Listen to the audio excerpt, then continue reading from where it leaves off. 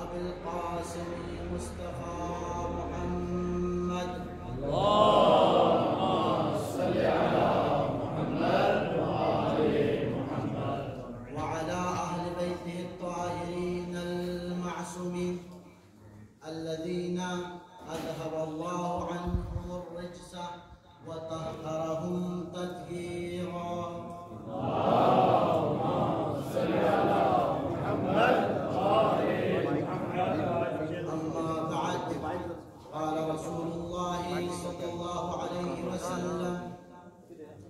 ज़य्यिनू मजालिसकुम बिज़िक्रि अली इब्न अबी तालिब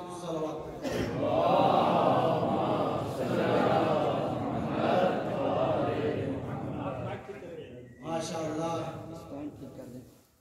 इस गुलिस्तान विलायत अली में अक़ीदत के फूलों की भरमार है।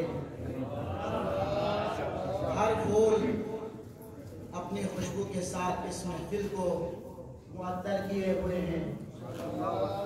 हर फूल की अपनी खुशबू होती है।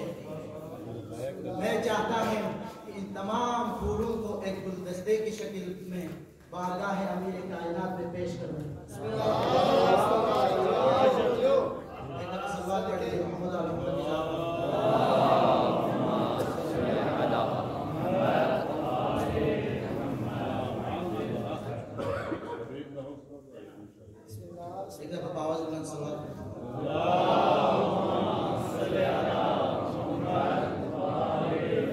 ना मैं इतना बड़ा खतीब हूँ, ना इतना मेरी इस्तिअदाद है, ना मेरा इतना इल्म है कि मैं कहाँ और फज़ाइल अली कहाँ।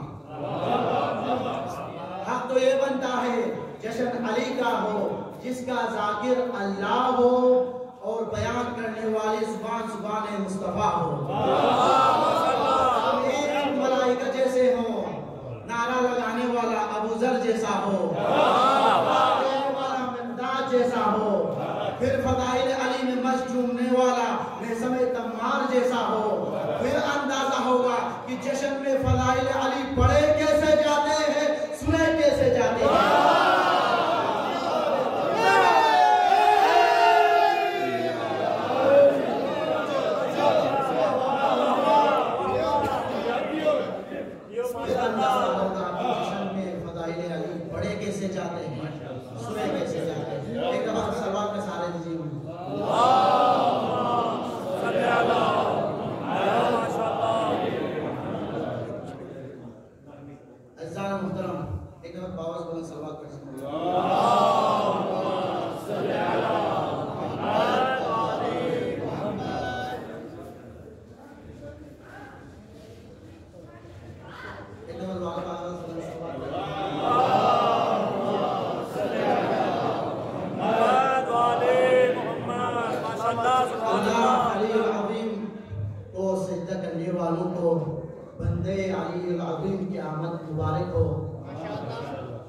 परवरदिगार आलम ने नाम अली में ऐसी कौन सी हयात रखी है कि जब तक नाम अली न हो तो अपने होने का भी एहसास नहीं होता।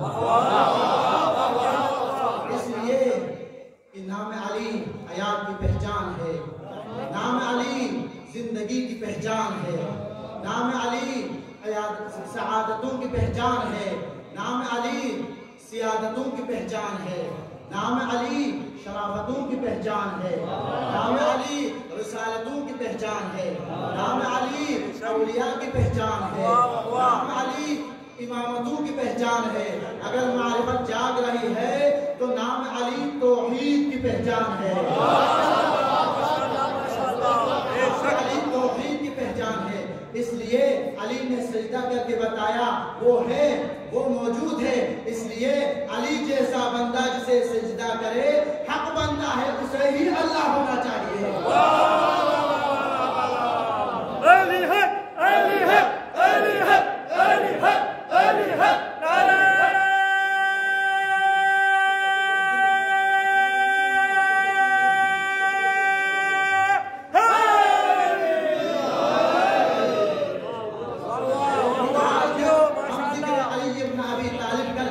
को बता रहा है कि खुद अली और अली के बच्चों लौलाना मा उबिदुल्लाह लौलाना मा उरिफुल्लाह, अगर हम न होते तो तुम्हें पता ही न चलता कि सजदे क्या है, तुम्हें पता ही न चलता कि नमाजें क्या है, तुम्हें पता ही न चलता कि इबादत क्या है, तुम्हें पता ही न चलता कि अल्लाह क्या है। जानने वाले जान गए, लिखने वाले लिख गए, पहचानने वाले पहचान गए कि अली की मदह करने के लिए जरूरी नहीं कोई मुसलमान हो, कोई मोमिन हो, कोई शिया हो, अली की मदह करने के लिए सिर्फ ये जरूरी है हसब वाला है या नहीं, नसब वाला है या नहीं, शजरे वाला है या नहीं। अब हसब वाला कौन है, नसब वाला कौन है? आए कुरान की तरफ। अल्लाह रब्बुल इज्जत ने कुरान में 3 बीमारियों का जिक्र किया है। कितने बीमारियों का? 3 बीमारियों का जिक्र किया है। पहली बीमारी है शिर्क की, दूसरी बीमारी है कुफर की, तीसरी बीमारी है निफाक की, मुनाफिकत की। अब अज़म तो आए दावत फिक्र दे रहा हूँ, आओ शिया सुन्नी मिलकर इन 3 का इलाज तलाश करते हैं और इन 3 से जान छुड़ाते हैं। होता ही वही है जो इन तीनों पर लानत करे।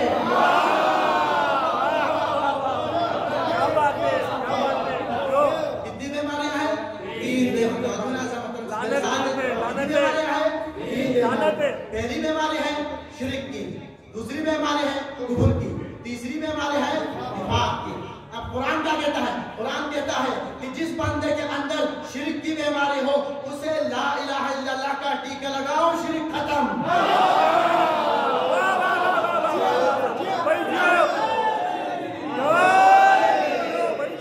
कुरान क्या कहता है कि जिस बंदे के अंदर शिर्क की बीमारी हो उसे ला इलाहा इल्लल्लाह का टीका लगाओ, शिर्क खत्म। अब जिस बंदे के अंदर कुफर की बीमारी हो, कुरान क्या कहता है? उस बंदे को मोहम्मद रसूलुल्लाह का इंजेक्शन लगाओ, कुफर खत्म। अब अगर बीमारियां 2 होती तो इंजेक्शन भी 2 होते, अगर बीमारियां 2 होती तो टीके भी 2 होते। अब तीसरी बीमारी है निफाक की, और कुरान क्या कहता है? ये तीसरी बीमारी पहले दोनों से खतरनाक है। तो ला इलाहा इल्लल्लाह इलाज है शिर्क की, मोहम्मद रसूलुल्लाह इलाज है कुफर की। अब रख सर पे कुरान और ये बताओ मुनाफिकत का क्या इलाज है? ये मुनाफिकत का क्या इलाज है? अब ऐसा मुनाफिक का मिसाल कैसा है? मुनाफिक का मिसाल सबुज तोते जैसा। आपने बहुत से सबुज वालों को देखा होगा, सबुज तोतों को अपने माशरे में। सबुज तोता, जब सबुज तोता बाग में बैठा हो चुपके से फलों को नुकसान करता रहता है, मालिक को पता नहीं चलता। क्यों? क्योंकि तोते का लिबास ऐसा है जैसा बाग है। क्या बात है भाई, क्या बात है, वाह वाह वाह। सबुज, जब बाग भी सबुज, तोता भी सबुज।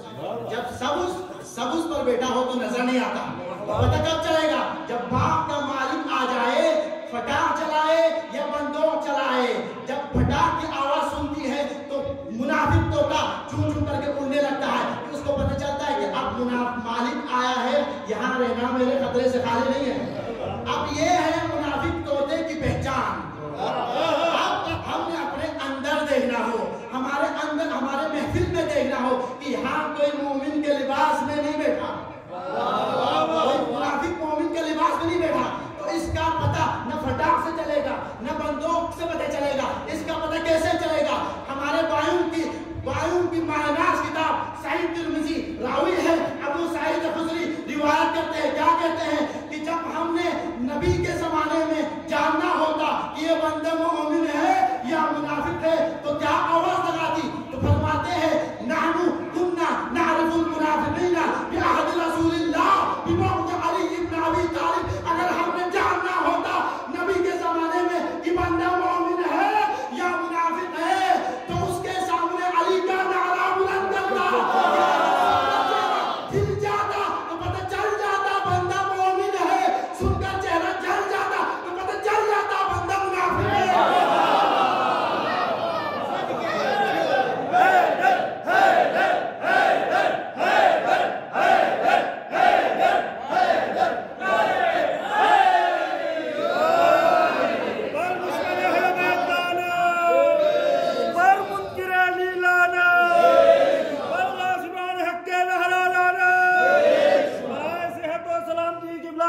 बुलंद से बुलंद तरीन सलावत।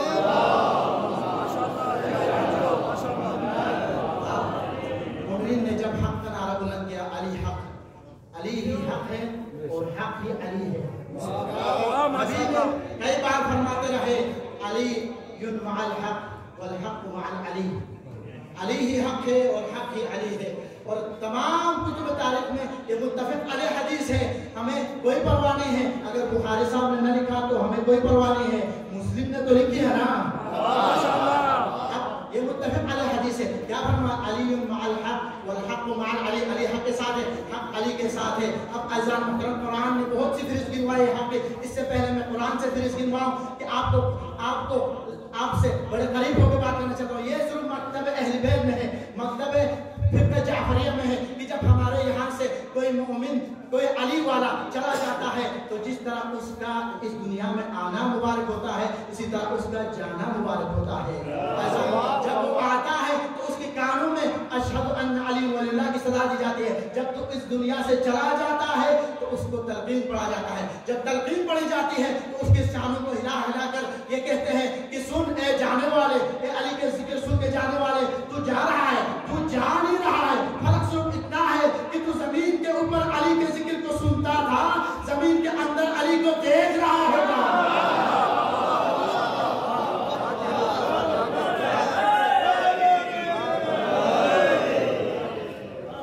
अली ही हक है और हक ही अली है। अब हक की क्या वजह? हक जब तलकीन पढ़ा जाता है, जब उसको तलकीन पढ़ा जाता है, तलकीन में क्या पढ़ा जाता है? ए जाने वाले सुन और समझ और बोलो। जब पूछने वाले आ जाए तो ये जवाब देना, ये जवाब देना, ये जवाब देना। उसके बाद फिरिस गिनवाई जाती है। वो फिरिस क्या गिनवाए जाते हैं? सुनो ए जाने वाले, ये कफन दफन ये हक है, ये कब्र में जाना ये हक है, ये मुनकिर नकीर का सवाल ये हक है, ये जहन्नम हक है, ये जन्नत हक है, ये सिरात हक है, ये औलिया का आना हक है, ये रिसालतों का आना हक है, ये विलायतों का आना हक है, ये इमामतों का आना हक है, ये हिसाब हक है, ये क़यामत हक है। जब सारी फिरिस गिनवाई तो एक बात कुरान से पूछा, क्या कुछ और भी हक है? कुरान ने कहा हाँ और भी है। कुरान ने आवाज दी बिअन्नल्लाह ज़ालिका बिअन्नल्लाह हुवल हक, कहा अल्लाह भी हक है। जब अल्लाह भी हक है तो जब अल्लाह भी हक है, एक दफा सवाल पढ़ ली मोहम्मद।